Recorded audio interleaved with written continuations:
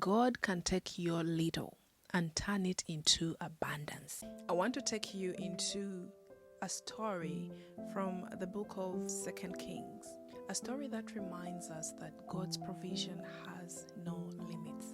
It's about a widow, a prophet, and a little jar of oil that became an overflowing miracle.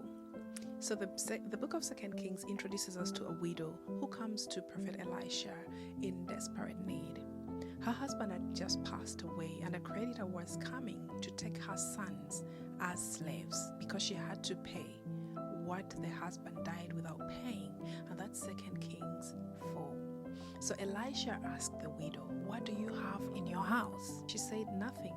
I have nothing except a little oil." So Prophet Elisha told her, "Go to your neighbors and borrow as many empty jars as you can and pour the small jar of oil into them." It seemed impossible. It really seemed impossible.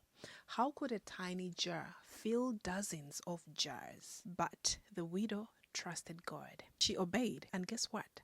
The miracle happened.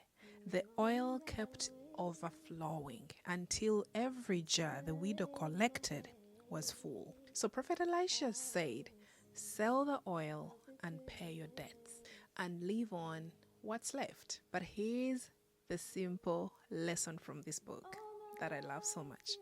God's provision isn't limited by what we have. She had little oil, so God's provision was not limited by that.